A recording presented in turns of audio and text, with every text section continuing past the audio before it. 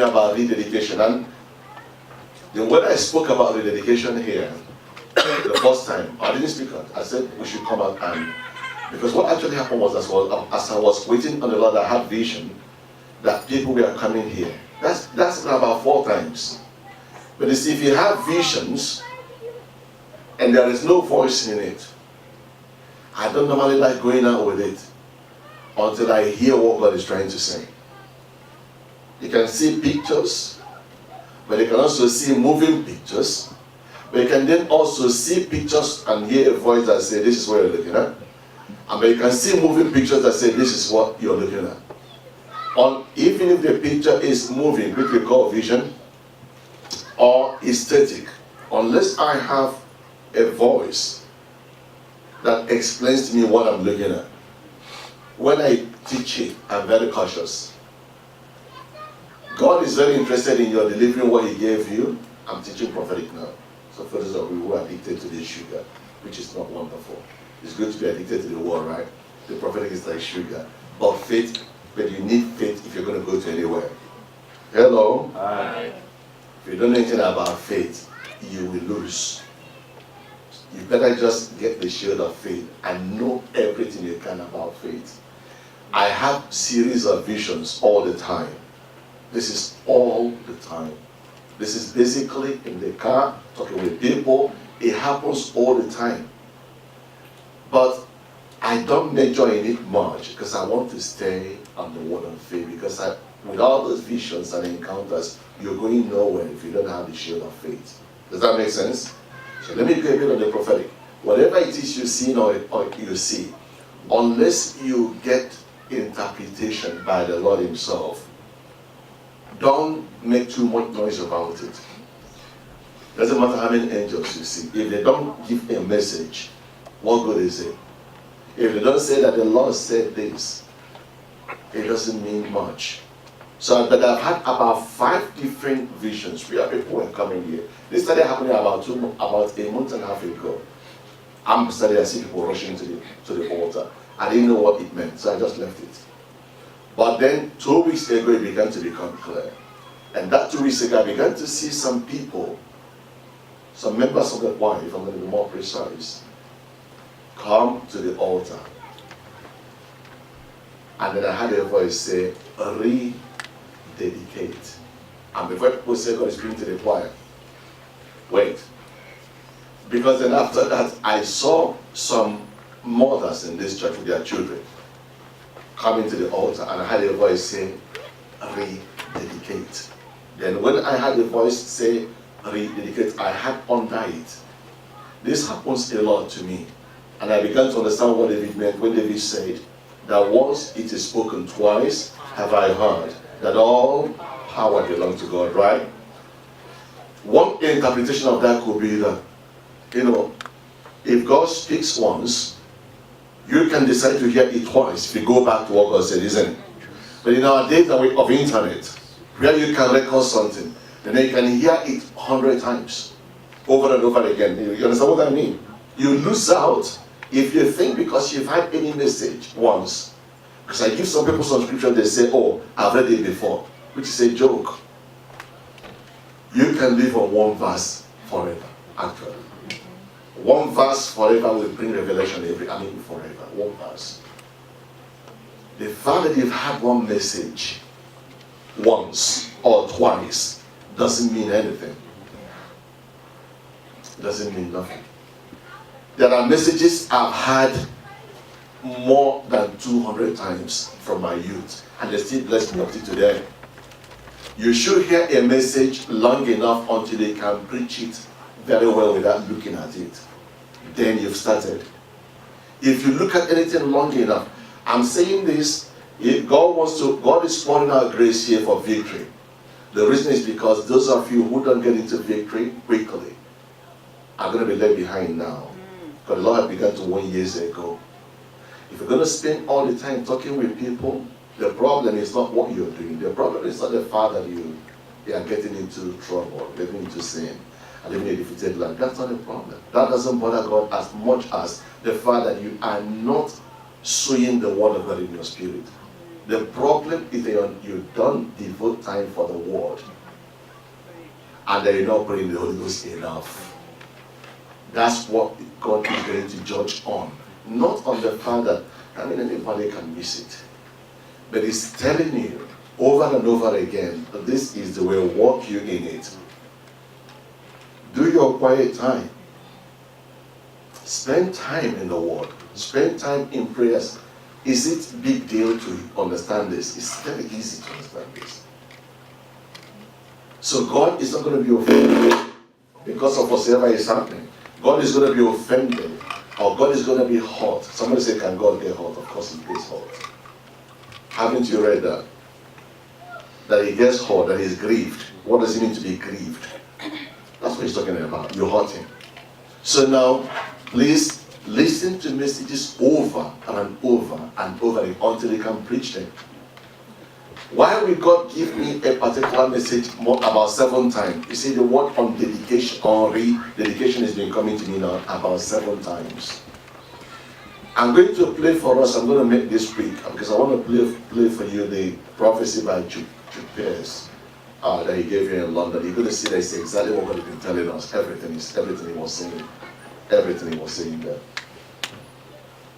So rededicate means that we were dedicated before, but somehow we got distracted, or because of pressure we slipped off, or because we distracted we slipped off, or because we got offended we slipped off, which I want to put offense under distraction. And a lot of things that can distract us or distract you, and a lot of things that can offend you. But Jesus said that blessed is he that is not offended in the Son of Man. Because what offense does is it makes you to slip off. So God is calling you to dedicate again.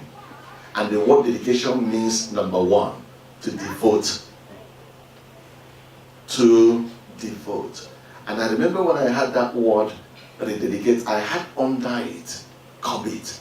It's one voice that said a word, but I had 2 things at the same time, which is rededicate and commit. You know, when I check the dictionary definition of rededication, it means to commit, and which is unqualified committal. It's a commitment that is not qualified. I say total commitment. Total commitment. Complete commitment.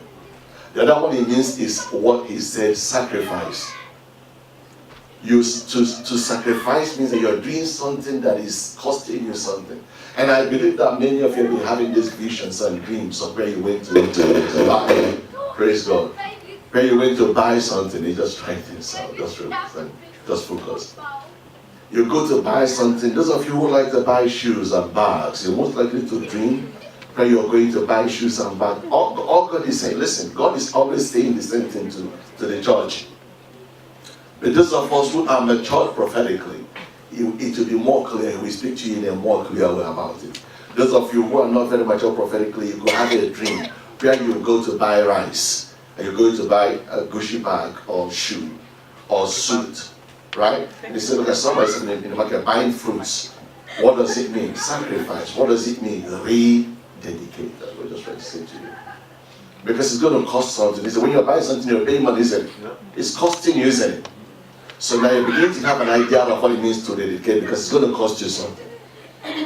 God is calling us back to the altar, where you're going to have to formally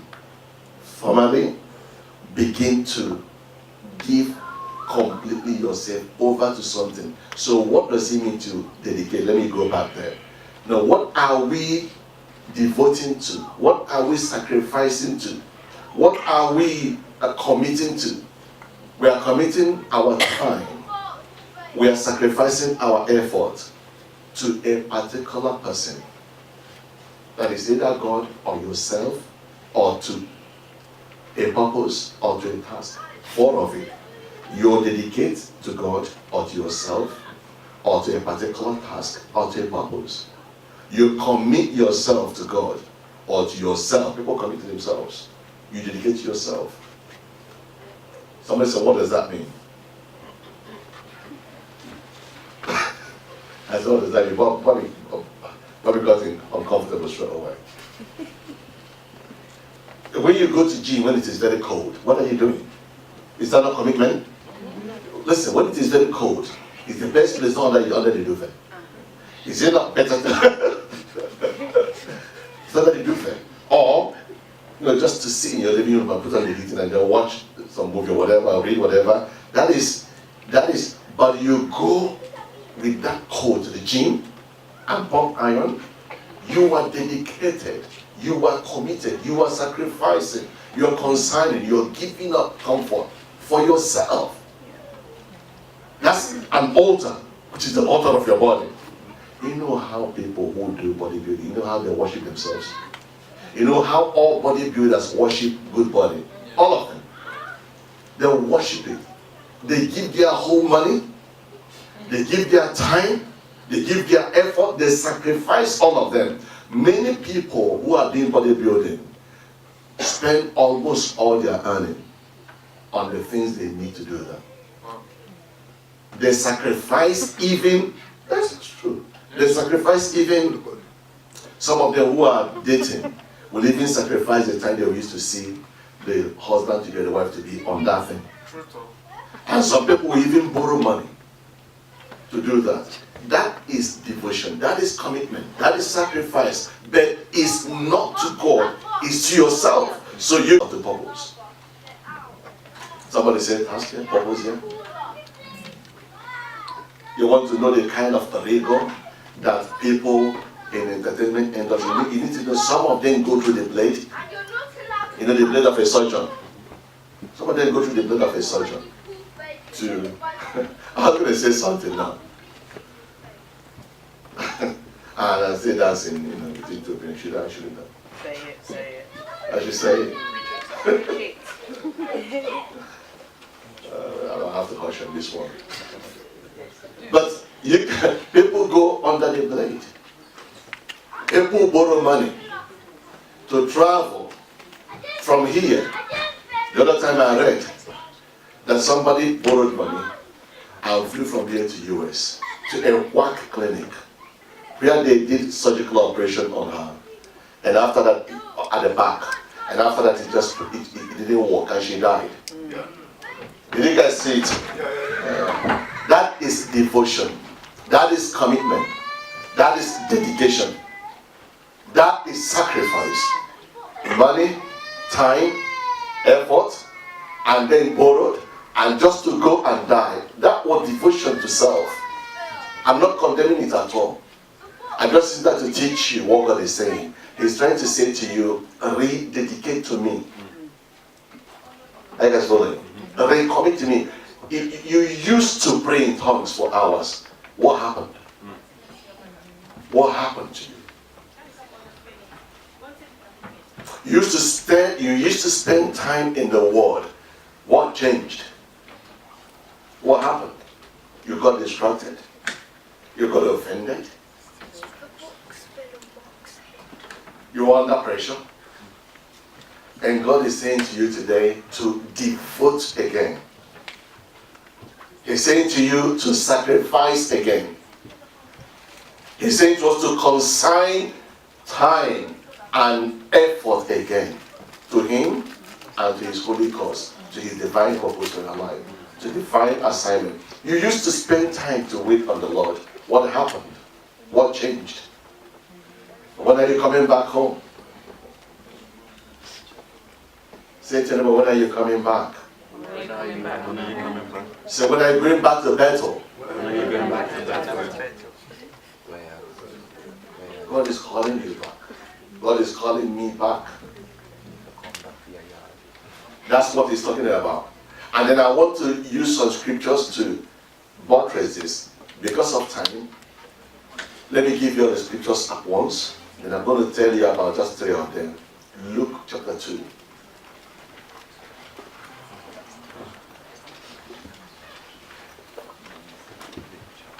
From verses 22 to the end. The story we're going to tell there is the story of a man called Simeon and a woman called Hannah. Anna. 2. Simeon and Anna. I'm going to read those ones later because they are very telling. Luke chapter 2. From verse 22 to the end. Actually, you can stop at verse 38. The other one is Deuteronomy, chapter 32. Sorry, Exodus chapter 32. Is specifically verse 29, but read the whole story. And this story is the story where Aaron has turned his back. No, Moses turned his back to go to the mountain to get to hear from the Lord. He went to get the commandment from God. Before he came down, they broke the commandment. Does that make sense? God said to Moses, come on. I'm going to give you, I've told you what to tell the people. He told them, God said, now come, I want to write it down and give it to you. Before Moses could receive it and come down, they broken it. You know who helped them to do that? It was Aaron. You know the meaning of Aaron?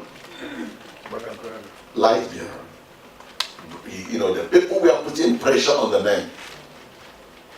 They were saying, they said, we know for sure that God brought us out of Egypt. That's what they said. They said, but as for this Moses, which is a lie, by the way, because they never even know the God of Israel. They didn't know him. They didn't know him. Because it was like the fourth generation that lived after Abraham. So they didn't actually know the God of Israel.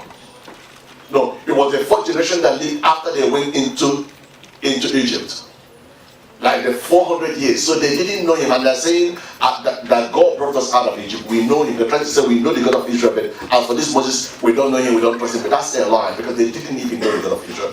If not for Moses, they would have still been back in Egypt. But they're saying, look, you know, we love you. That they're kind of trying to say to Aaron, and this is deception. And this is how the enemy destroyed people. We know you, we know you, we like you. You are the man. We respect you, we love you, just you. These other ones are just that's a life in the pit of hell. And because the pressure was too much, and make no mistake about this, Israelites could kill because of the law. They could kill. Moses killed the Egyptian even before the law was given. And then the tribe of Israel were an endangered people. So they've learned what they fought many wars. And God told them to purge sin from your midst, kill the person. So they are used to those things. Aaron knew that they could stone him there. He knew that. So he said, okay guys, what do you want? They said, make us another God that will take us back to Egypt. As for this Aaron, as for this Moses, we don't know what has become of him. So we want to have another God. If this other God they wanted to make is so powerful, why did they want to create him? It's not stupidity. You create something you're going to worship. While they were doing that, Aaron said, okay, let me have all the gold. Listen to this. The same gold that God poured his favor on them to cause the Egyptians to give them back.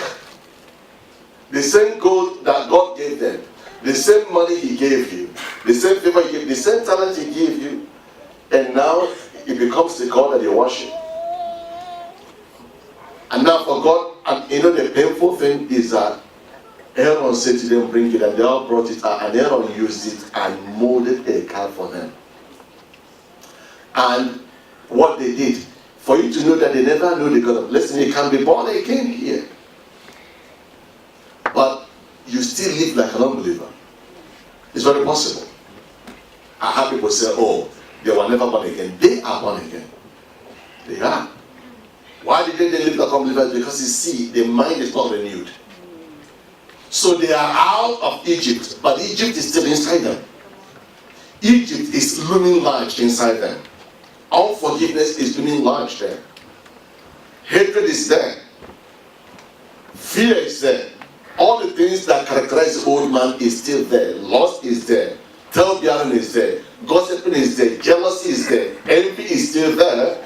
But they are born again, yes. Why? Because the mind is not renewed. They don't want to pay the price to stay on the word and to read it and to meditate on it and confess it and leave it until the mind is renewed. So they are carrying a mindset of Egypt, but outside here, This outside here, what you're seeing is that this guy speaks in tongues. I said some of you don't know about the charismatic move. Many people here are just young Christians. When I say young Christians, many of you have been born again just for about 10 years. Many of you just been born again for maybe 5 years. You have my life Christ as a youth. I've seen all these moves. I've seen people speak in tongues and smoke pipe. I've seen that. And it's not the tongue of the devil. All this tongue of the devil is nonsense. Are you guys hearing me? Yes, thank you, Jacob. All this tongue of the devil is just nonsense. The fact that somebody is speaking in tongues and living in sin doesn't mean they're speaking the tongue of the devil. It means that their flesh is ruling them. Yes. Their senses is ruling them. To be ruled by this, what I mean by the senses, by the things you see, the things you hear, the things you feel. Then if you feel like slapping somebody, slap them. There's no control. If you feel like drinking alcohol, you go back and drink it. If you feel like fornicating, you fornicate. There is no hold.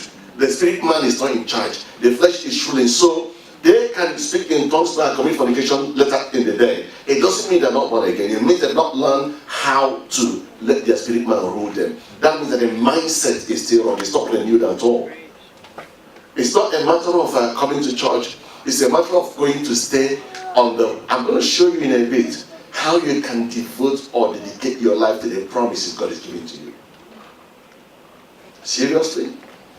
I prefer if you will go to the gym and go to the beauty salons. I prefer if you do that, but spend twice that time to stay on the promises and meditate on them and get your mindset changed. And learn that if they refuse to allow you to take the microphone, that you should say, yes, take it, I'm going to pray for you. That's the mindset of the one who is crucified, who knows that they are born again. The mindset of the carnal Christian is that you take the microphone, if it's possible, you fight them there. If you can't fight them, then you tell everybody about it and you complain about it for the next 1 week. And you even go home and cry about it. You know, people cry about these things at home.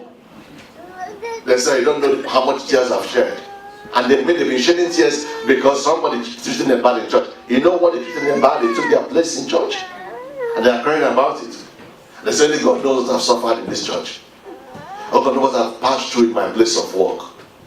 If they walk, Jesus said, if they say you should walk a mile, walk 2. That's what the Bible says. If they say, look, can I please have your jacket?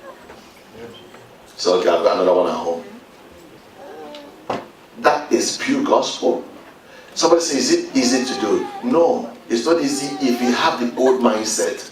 If you have renewed your mind with the word, true, let me repeat that, meditation, but they didn't studying it, confessing it, and living it. They need to be easy to do.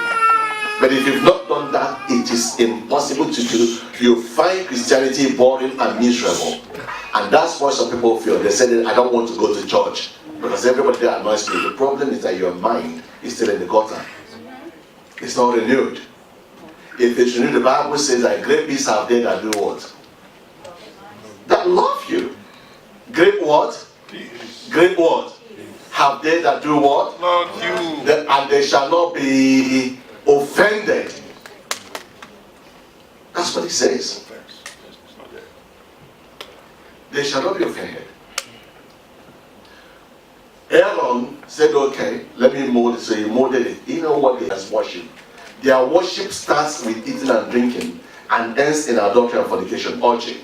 That is true. Go and read the history and the story of every cult. Every cult is built on these things. Every cult is built on food and drink and adultery and fornication, orgy. Every cult. If they knew the God of Israel, they wouldn't do that. And Moses went up the mountain to go get. You know why I'm saying this? Because after the week, I said, let's come out here and dedicate. I got home and I was waiting on the Lord. And I said, a very wicked spirit that looked like a woman. I said, looked like a woman because spirits are neither men or women. Walked into this place and just fouled the place. And Chris was here. Chris was here we were praying on Thursday. One of she gave me, said, look, he could smell a foul thing. I said, yes, I know it. It's the same thing. Because the people went back within that period and sinned again. And so the Lord is calling Then the Lord is saying, rededicate. When you play that message by Chuck Pierce, you're going to see that he was talking about the light coming at the gates and the glory at the gate. He's talking about the gate. So we're going to contend for it, and it's through worship and praise. If people don't wake up, I will take over within an hour and myself. After all, I used to do the singing, right? I used to do the singing and lead prayer meeting, including the prayer team, the worship team. I used to lead the prayer team. I used to do the worship all myself. And our meetings were so anointed, everybody can testify of that. The more you let go and delegate and trust people, the less it gets water, because people have got to rededicate and consecrate their lives, and it's easy because of the grace of God. You can do that. Anybody can do that if you want to. And that's what we're going to do. That's what God is calling us to do. I'm going to show you the enormous benefit that comes from doing that. God is not saying to do these things for nothing. No, it's not wicked God. That is benefit. Why should we do it if there's no benefit? Everybody wants to know what is in it for me. Everybody. The Bible said that Jesus suffered because of the price that was set before him. He endured the cross and did what? Despised what? The shame. Why? Because of the joy that was set before him. So there was a price he was looking at, otherwise he would have gotten discouraged. And that price was you and me. So God is not saying to us to rededicate for nothing. He's saying to rededicate because there is a reward, definitely. He's going to bless you. Because while they were doing all these things, the Bible said, and the people sat down to eat and to drink, and they rose up to play. Have you read that before? Yes. Can we read that? Let's go. Let me just read this briefly, please. I trust. Get thee down, for thy people, quick thou protest up out of Egypt. Who brought them out? Was it not God? He said it was Moses now. Success has many fathers. Failure is an orphan. God wants to brag with you. He wants to brag with me. Proverbs chapter 27 verse 11 says, he said, my son, he said, be wise. Be what? Wise. So that I may have ought to answer those that are belittling me. Talking about the challenge from the devil. Yes. Job chapter 1 and 2. The challenge. Satan was saying to God, the reason they are serving you because you bless them. God said no, they are serving because they love me. He said no. If you say it's true, do something to this Job you're bragging about. Let's see if he will still serve you. God is saying that place, look, I've got somebody who's challenging me here, my son and my daughter, is saying, please, be wise so that I can have something to say. Don't disgrace me now. I was just trying to say. Otherwise, he'll be trying to keep her away because they're your people. And it is your people, I don't know, whatever your people are doing, do quickly. And he says here, and the Lord said unto Moses, go get it down, for thy people, quick thou brought up out of Egypt, have corrupted themselves. They have turned aside quickly out of the way, which I commanded them. They have made them a molten calf, and have worshipped it, and have sacrificed unto them, and said, look at what they did. They sacrificed unto them. We're talking about rededication. These guys are sacrificing like Jonah, in the wrong thing. Sacrificed. All the gold they came out with, they used to do this thing. The remaining one they used to sacrifice. The cattle and stuff they came out with. And they said, this be thy gods, O Israel, which have brought thee up out of the land of Egypt. And the Lord said unto Moses, I have seen these people. These people, this Chinese, this Asian. That's racist. And behold, it is a stiff-necked people. Now therefore let me alone, that my wrath may wax hot against them, and that I may consume them, and I will make of thee a great nation. He was trying to say that the blessing of Abraham, I'm going to turn it on you. I'll take that of these stiff-necked people. But then again, this is where this is the difference between skillful and matured intercessors and jokers who call themselves intercessors.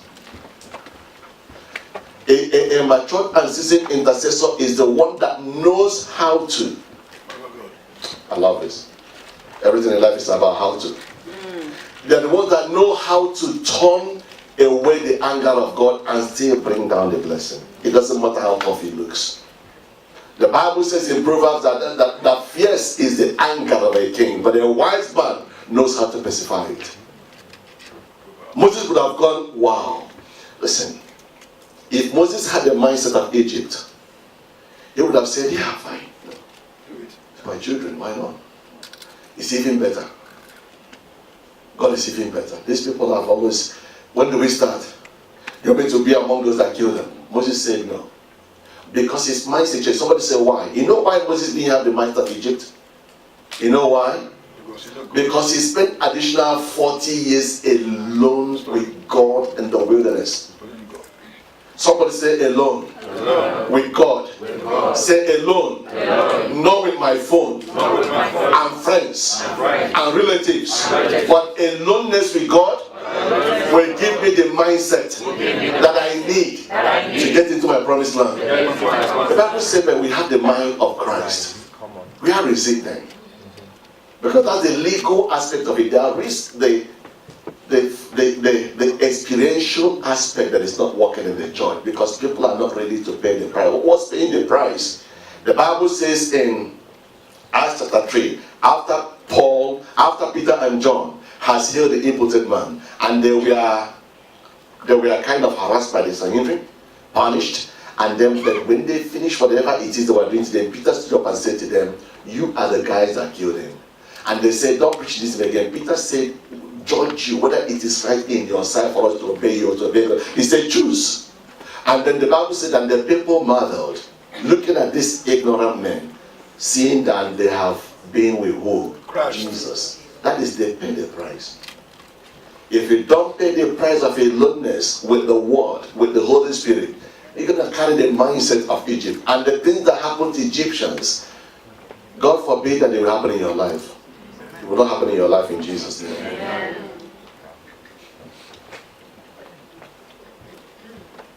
I don't care what God is saying concerning your family. He may say, I'm going to judge everybody, I'm going to kill everybody, I'm going to kill everybody. He can say all that, but I can turn it around. You can turn it around. Amen. Are you hearing me? You just need to go to him back. How do you go back to him? Just come with thanksgiving. And then when he's just starting to relax and enjoy it, he say, yeah, but you know, you're right. Everything he says is right. My family are the most wicked family on this earth. And I'm the chief. Among them. So all those things you said, we did them. But you know, you can forgive him. What about the blood? You go. Say, I can go in. I can go in. Say, I can go in and change things. I can go in and change things. I mean, this is the gold and silver gold that God gave them. They came back here, they did molten calf with him, and they're worshiping him. They're saying that this is our God now that brought us out, not this one. That could make anybody to be mad. So God was very angry here. But what did Moses do? Moses verse 11. And Moses besought the Lord, his God, and he said, Lord, why doth thy wrath wax hot against thy people, which thou hast brought forth out of the land of Egypt with great power and with mighty hand? He said to God, it wasn't me that brought them out. It's you. It's you. Wherefore should the Egyptians speak? That this is a skilled intercessor. He wasn't here for himself. He wasn't reporting orders to God, saying, yes, it's good for them. God killed them. I had the Lord say, stop the people from praying out people from the church. I'm talking to the prayer team, I'm talking to the choir, I'm talking to the ushers. Ushers better just rise up. If there's no ushering department, I'll just close it. I want it. So, this man is here saying to God, look, it was you that brought him out. It wasn't me. God, have you forgotten? In a very respectful way. It was me, it was you. Have you forgotten? And he said to him, but also, remember the Egyptians. All those signs you did there, what will they say? Listen to this.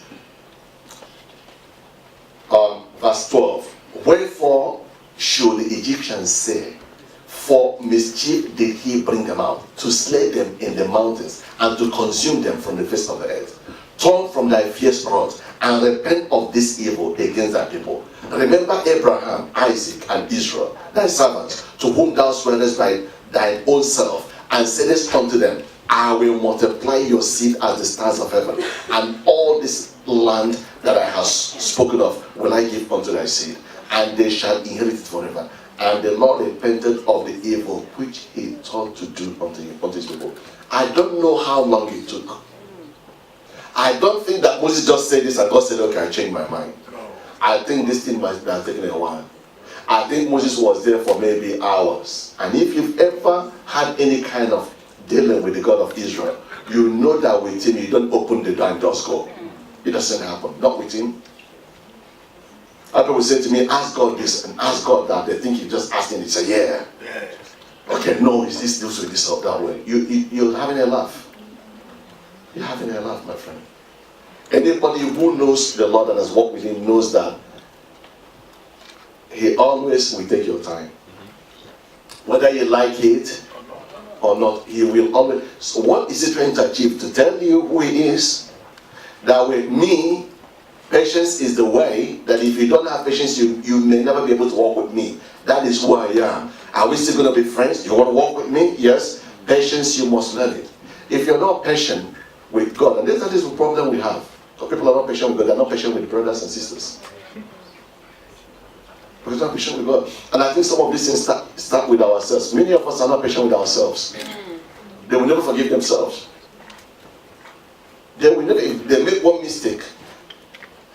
I was talking with a brother, a highly respected brother, and he was bringing something and his finger hurt. He said, oh, he said, then I said to him, what's that? He said to me, that this is what I did to myself. And he said, he didn't know when he said that. He said that there was no problem. He was angry and he was banging something and banging something. The fact that you make mistake does not mean anything. And that doesn't kill heaven either. But if you don't get up and continue running, that's where the problem is. And that you keep making the same mistake over and over again, that's where the problem is. Because he's giving you his word. He's giving me his word to stay in that word. If you're going to stay in that word and pray in the Holy Ghost, you will find grace for anything at all.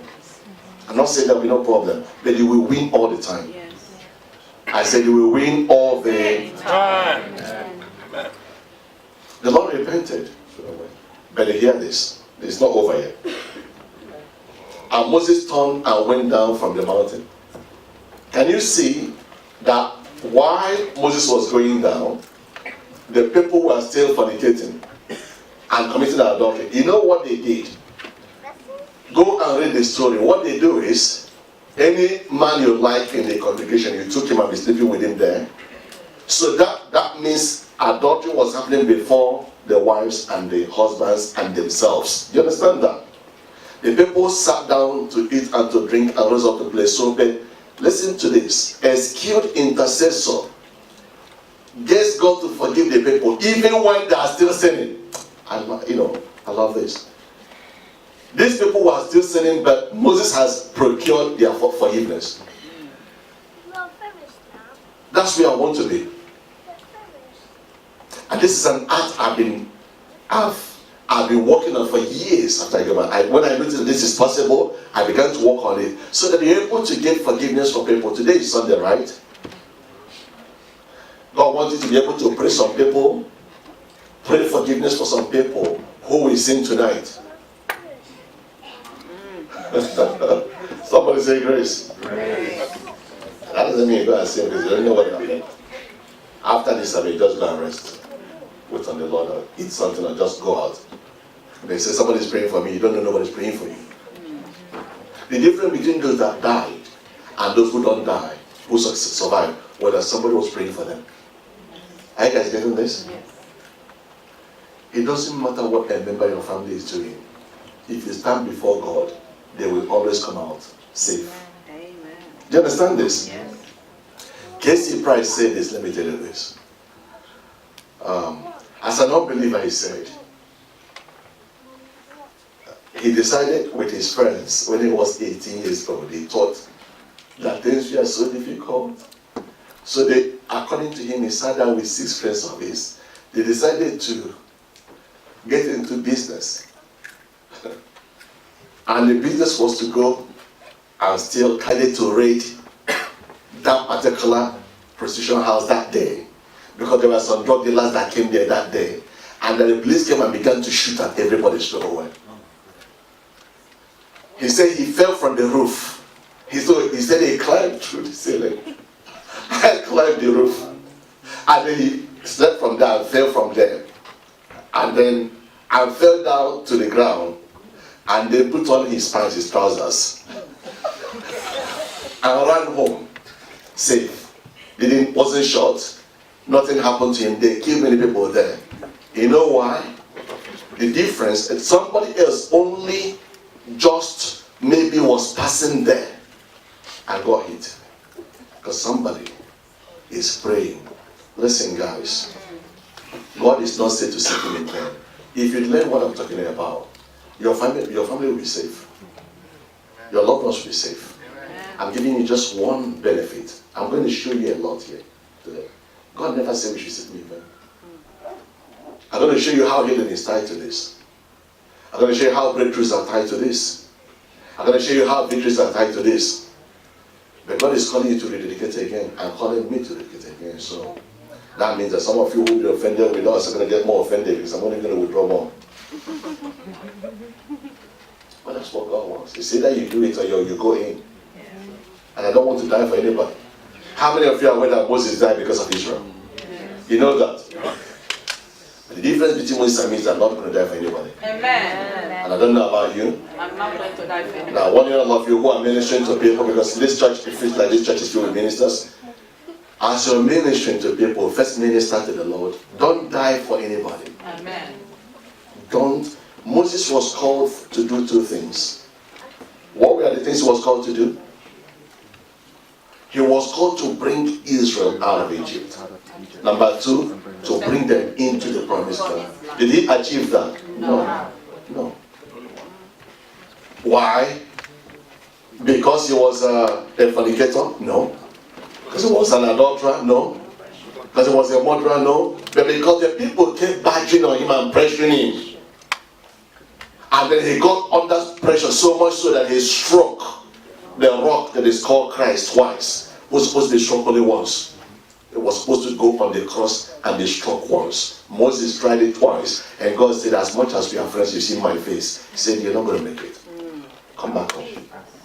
And then the Bible said that Moses besought him about that twice. He said, the last time he said to Moses, don't even bring this up again. Wow. Say to anybody, don't die for anybody. Say, I won't. I won't. I won't.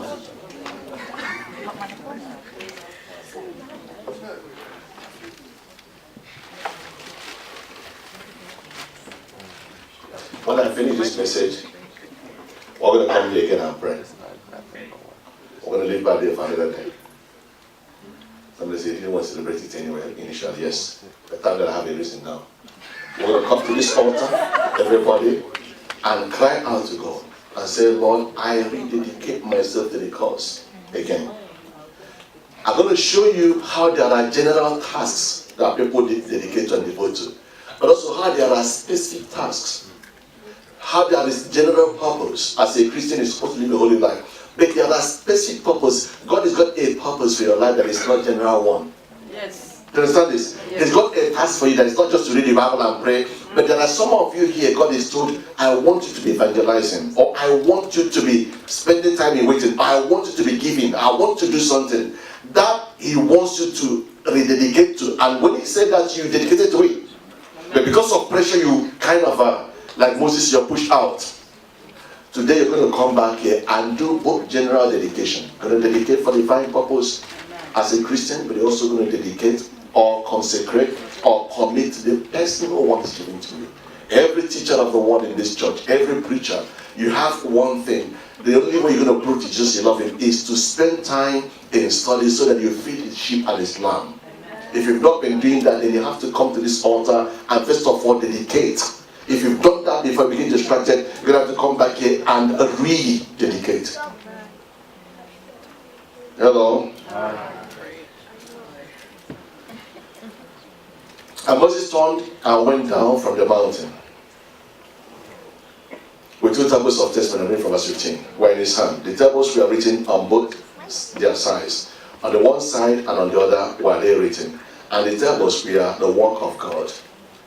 And the writings was the writing of God, graven upon the tables. And when Joshua heard the noise of the people as they shouted, he said unto Moses, there is a noise of war in the camp. Joshua was still learning the trade. He was a prophetic fellow, but he was still growing in it. So he could hear the noise, but he couldn't distinguish. But hear what Moses said to him. Moses said to him, verse 18. And Moses said to him, it is not the voice of them that shout for mastery, neither is it the voice of them that cry for being overcome, but the noise of them who sing do I hear.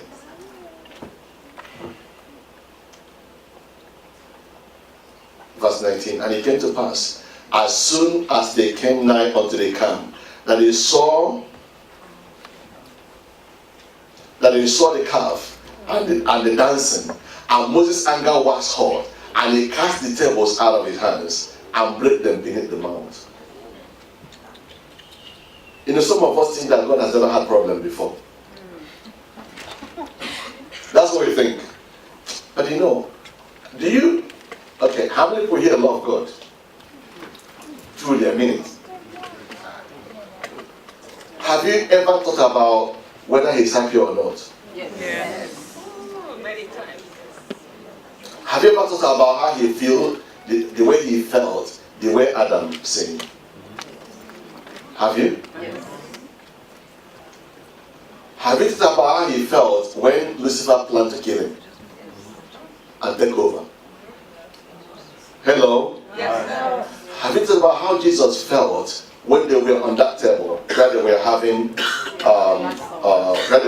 buffet, right?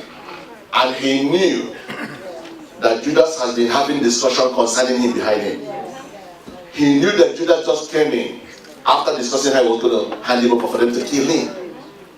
How many of you have thought about how he was feeling when he was sitting with them? Do you think about that? Or we think, oh, he's God. He doesn't feel anyhow. No, he does. Just grieved. Years ago, while I think it was a year I got born again, they brought, those days there were no prophecy those days. Prophecy was cursed. We used to have it maybe like once a month or once in 2 months or once in 3 months.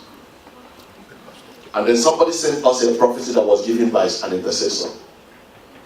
It was about the massacre of the Jews in Germany, where they killed 6 million Jews. The Holocaust, right? Is it 6 million or 9 million? 6 million. I want to be precise, 6 million, right? In the prophecy, Jesus was saying that prophecy, he said, I was in every gas chamber. So while they were frying his people, he was there. And he said, I cried with my people. And then actually even Sister Cho's book where she went to hell, you see in some cases when she was in hell and was crying about her mother, she said she turned and was shocked to find Jesus crying as well. So listen, let's not grieve and hurt the Holy One of Israel, because we do that. All of us do that.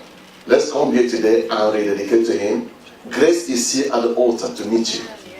So that when you live here, the grace will help you. That grace is going to overwhelm you.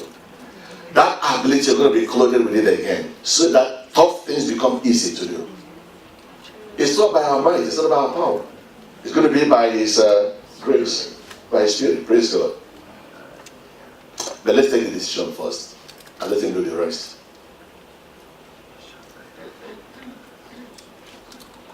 And it came to pass, as soon as he came nigh unto the camp, he broke verse 20, and he took the calf which they had made, and burnt it in the fire, and grounded it to powder, and spread it upon the water, and made the children of Israel to drink of it. Only God knows how many that died because of it. He was so angry. And how many of you are aware that Moses' anger killed him eventually? You know that was what killed him? When the people put him under so much pressure, in anger he took the rod. That rod again was the rod of God. Okay, I just saw that one now. Right? I just got that revelation now. That the father was supposed to First of all, what? The bruising and the hurt that brought you healing and deliverance. The bruising of Jesus. It wasn't what the Roman soldiers just did. That wasn't just the thing. It was the blood that came from the Father. Isaiah chapter 53. Is that okay? Verse 11 and 10 and 11, right? Can you see that the rod that Moses carried was first of all his shepherd's rod? Right? When God told him to drop it, he dropped it. God said it became a serpent. God said grab it from the tail, he grabbed it. Right? It became rod. From that time, the Bible called it the rod of God. On a few occasions, called it the rod of God, but it was the rod of God from that time. So now, when he struck the rock with that rod, that would be twice. The Father is supposed to strike his Son once for our sins. So he doesn't die every day. Just once. It was the anger that some of us think, oh, some people, it doesn't matter what you say, it's just anger. Even God says you can be angry but sin not. Continue. Justify the anger. Justify the jealousy. Justify the envy. Justify the rudeness. Some people are just rude. Justify the slander. Tell Bobby what David said, tell David what Bobby said, and get them fighting and move over to Sister Daisy and Brother Daisy. Tell them what church, let them fight and go. But life are everywhere. They keep justifying it. But you see, Moses with his friendship with God didn't escape. How much more are we going to escape? But there is grace at the altar. That's the point. So this message today is not about prosperity.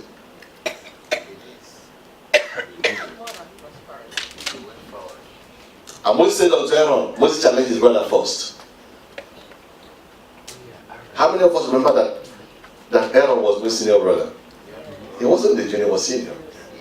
The first person he challenged was the person in authority, in charge. And he happened to be his senior brother, but he didn't give a hoof.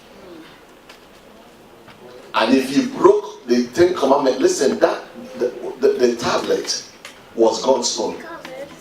The writing was God's own. What did these people unto thee, that thou hast brought so great a sin upon them? Moses didn't say to Aaron, people are putting under pressure. Can you see why that leaders should turn deaf ears many times?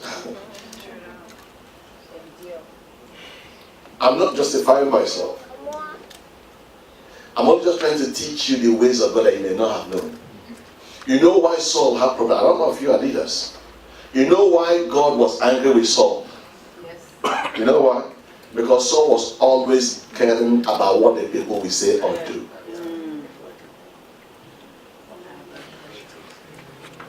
Nobody here to say to Aaron, you know what, you even tried. You resisted them for so long, they would have stoned you. Okay, my brother, they don't do it again. No. What did these people today that thou brought so great sin upon them? And Aaron said, let not the anger of my Lord wax hot. Thou knowest the people, yes, of course he knows them, that they are set on mischief, which is true. For they said unto me, make us gods, which shall go before us. For as for this Moses, the man that brought us up out of the land of Egypt, we wot not what is become of him. And I said unto them, whosoever had any gold, let them bring it forth. So they gave it unto me. Then I cast it into the fire, and there came out this calf. That is Adam. This is Adam's response. When God came to him and said, what did you do? He said it was Eve.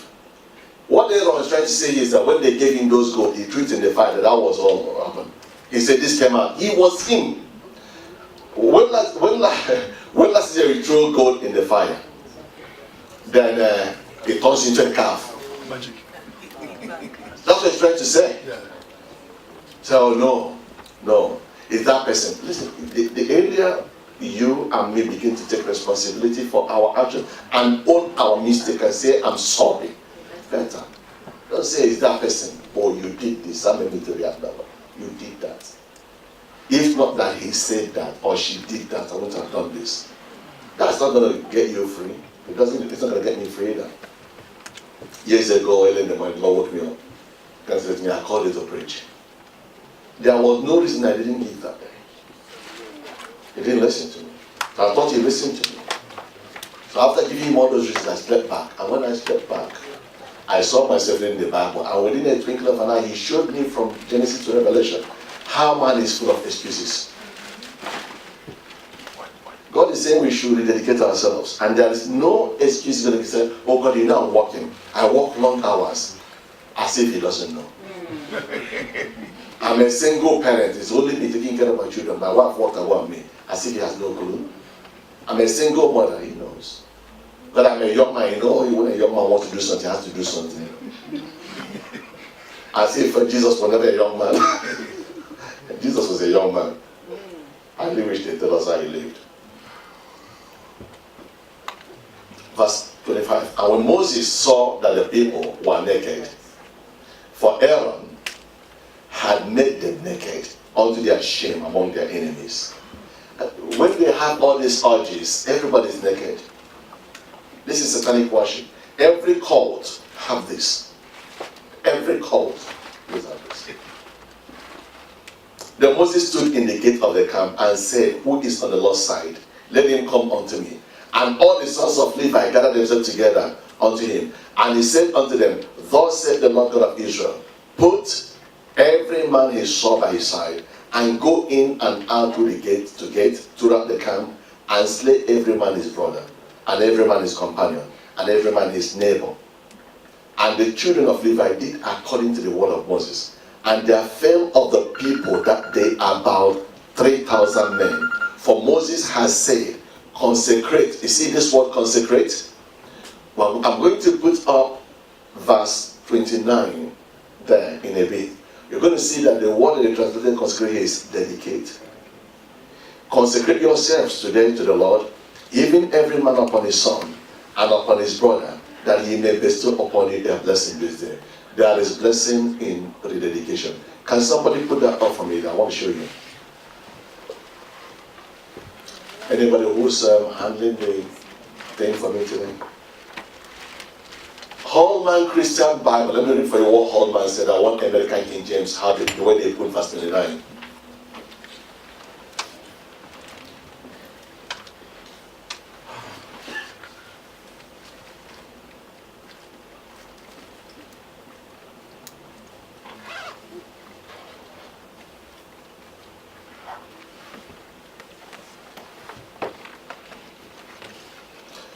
Christian Standard Bible, before go to home, it says, afterwards Moses said, today you have been dedicated to the Lord.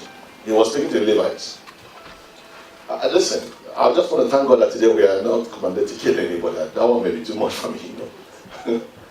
But he said to them today, because they killed their brothers and their sisters, he said, today you have dedicated to the Lord, since each man went against his son and his brother. Therefore, you have brought a blessing on yourselves today. When you come into this altar to pray in a bit, don't come here just to ask God to forgive you. Come here to vow to him you're going to serve him. But also come here with the mindset that you're going to go back with the blessing. The most difficult things in your life that's been a problem. When you come here and drop whatsoever thing, make sure you take your blessing with you. Nobody can do that for you. By the act, this act they did, Moses said today, because of this act, you've procured blessing for yourself. He said, I have not said to the sons of Jacob to seek me in vain. Isaiah 45 verse 19. He's not saying that. Let me read for you the other translations here. And when it comes up there, the screen, let me know. Okay. Holman Christian Standard Bible says, afterwards Moses said, today you have been dedicated to the Lord, since each man went against his son and his brother. Therefore, because of this, you have brought blessing on yourselves today. None of us will live here today with the same again. Amen. Everybody that comes to this altar today is going to live with blessing. Amen. And their blessing is going to be empowered to succeed. That's what blessing actually means. So we're not coming to the altar just to dedicate. But when you come to the altar, when you leave, this is part one of of rededication. I'm going to be preaching part 2 because of time. I'm going to be preaching part 2 sometime. And I'm going to be coming to you from the dedication of Simeon and Anna. Both of them were dedicated to the promise God made to them. To Simeon, God said, you will not die until you see the light that lightens the Gentiles and the glory of Israel. And the Bible said that all his life he dedicated to fasting and prayers every day until he saw it. Did they say it? Yes. They did. Because God is not a man, he will not lie. Anna, the Bible tells us, was only enjoyed marriage for 7 years from her virginity. And then she served God for the rest part until she was 84. She served God in fasting and prayers every day in the temple. Somebody say sacrifice. Say devotion. Say unqualified committal. That's what she did.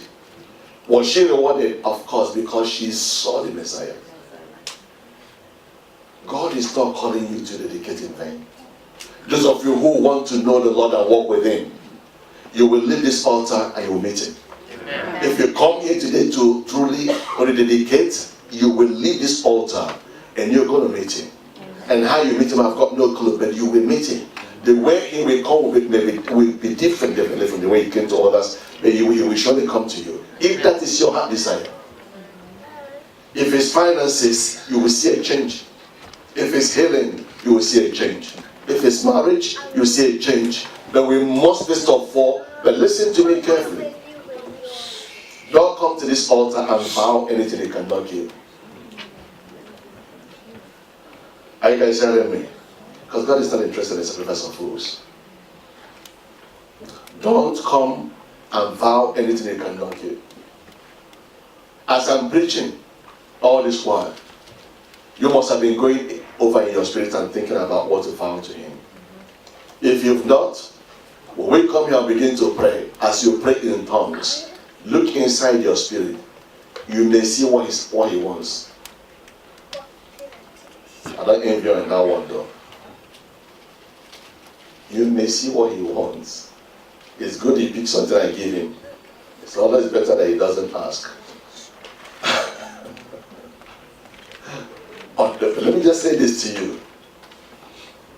The way you know that you're in for irrevocable blessing is for God to lay a demand on you.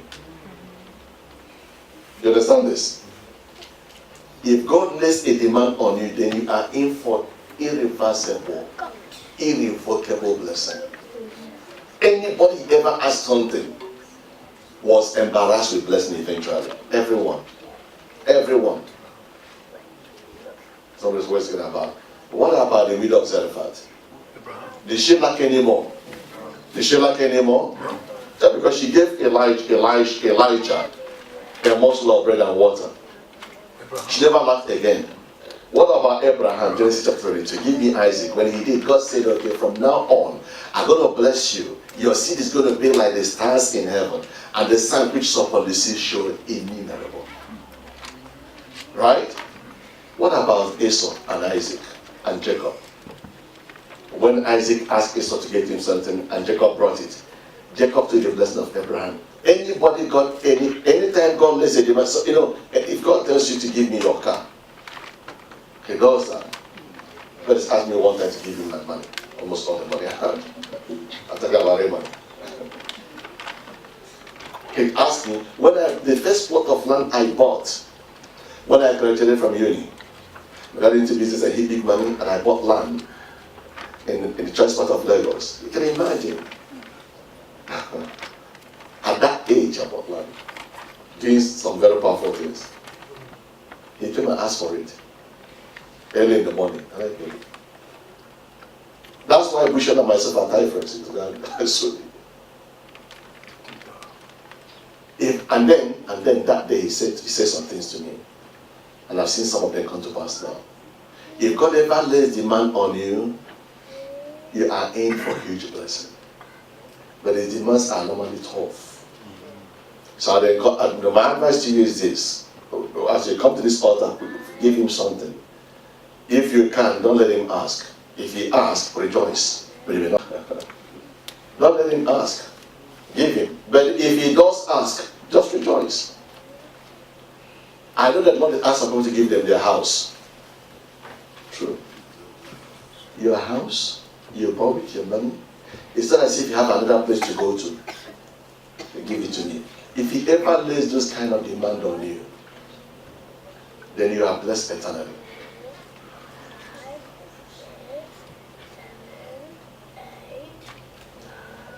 There's some things I believe God will never ask you to do. But by the way, he asked Abraham to sacrifice his son. Did he? Did he? Yes. You know, he didn't ask him to sacrifice Ishmael. Because Abraham could have just said, Ishmael, okay. I've been looking for how to kill him. It's been a problem between me and my missus. And I don't like the fact that he's there bearing my name. God, he wants him. Say, do you want him now? I'm going to give you his head on a charger. He said, I want Isaac. And when God asks you for something, it's going to be very clear. When he's done describing to you what he wants, you will not be dilly-dallying because you are not sure. You're going to be 100% sure. Go and look at Genesis chapter 22, verse 1. Give me now your son. Number 2, your only son. So in the sight of God, Ishmael didn't mean much. God read it. Say, give me now thy son. Is it there? Say, give me now thy son, thy only son, Isaac. He mentioned by name, whom thou lovest. Which tells you that Abraham didn't have much for Ishmael. It's risky at times to walk with God, you know. He doesn't hide a lot of things. Especially when he's talking to you. I can as well come and say to you, what he did the other day, I wasn't proud of it. So what did he tell you? And since you're asking, I'll also tell you what he did. Is it there?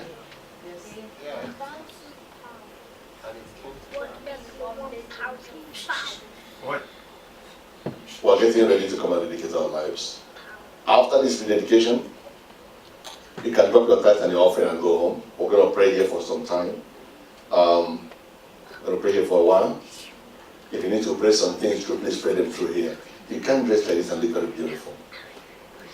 And then carrying some things that are not very wonderful. Doing some things that is embarrassing me. What's the point?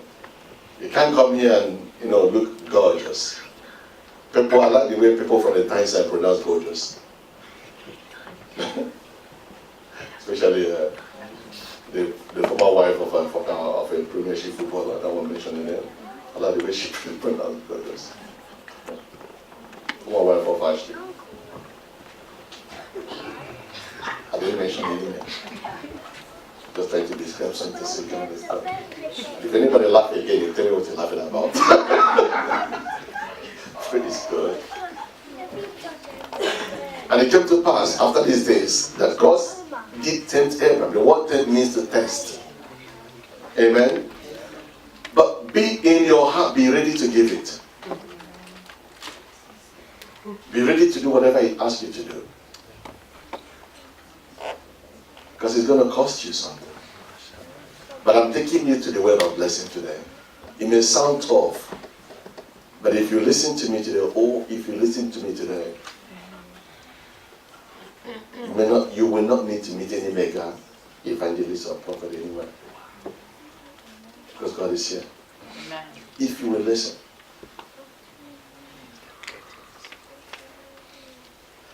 The greatest, the most prized, precious thing that Abraham had done wasn't Sarah. It wasn't Sarah. It was Isaac. And that's what God asked for. Say to them, are you ready? Are you ready? No, everybody's not saying it. Say to your neighbor, are you ready? Are you ready? Are you ready?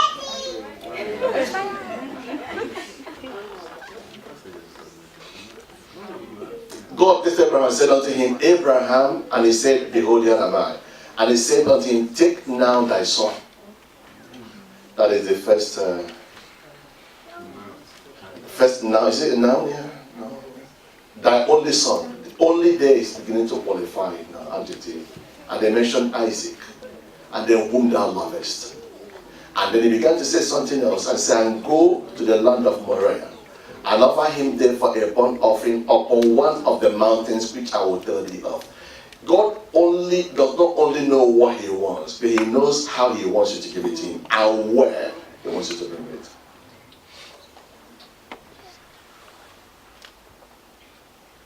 Praise God. I'm not scaring you. This is the word of blessing.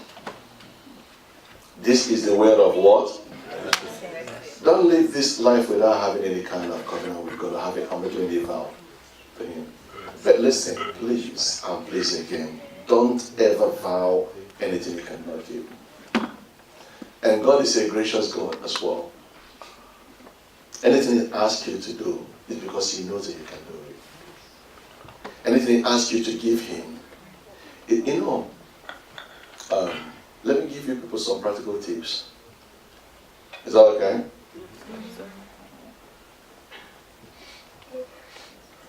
I know people that God is told to spend at least 5 hours on the word with him every day. This can be the most difficult thing for anybody to do, especially if you're a busy person. There are some people, if you ask them to give £100,000, they'll this one is just bread money. For them, if God says, give me 5 hours, it will be like committing suicide. You understand this? They were interviewing an Arab man, a Muslim, one of these. He has a fleet of jets, and he uses them. Not that he puts them on transport. No, he uses them. So they said to him, "Why do you?" He said, "Go and ask other people who own jets. They own it, and they treasure it because for them time is like life." You understand that? It wasn't to show off anything, but he needs to be in some places at some particular. For him, money doesn't mean anything, but a minute means life for him. Does that make sense? God knows what will mean something if you ask him for it. All right, we're going to pray. Come on. Let's just walk out here. Can somebody play for me because of time? The time is 10 minutes past 1. Don't leave. Come to the altar. Let's just stand up looking at me. The time is 10 minutes past 1.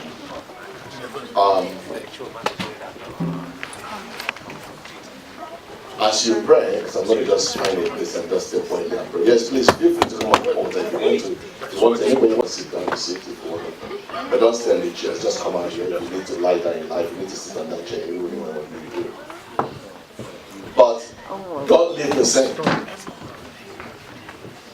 I'm not going to lead you in prayers. You're going to be talking to God, talking to the Lord and telling him some things.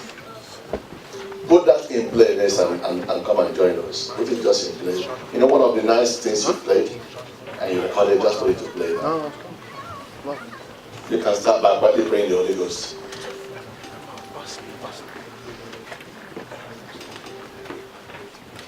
Don't vow anything, please, that you cannot keep.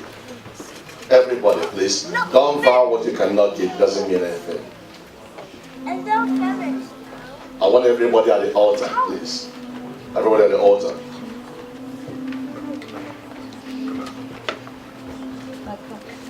David, Dom, you guys come to the altar quickly. All of you just come to the altar. No, come to the altar. Jason, all of you, yes. You guys take a comfortable position. Don't stay there, you're not going to be comfortable. Comfortable position. If you want to lie down, you lie. You must not kneel down that way. If you want to lie down, you lie. But no phone, I don't want to see any phone. You need to talk to the Lord.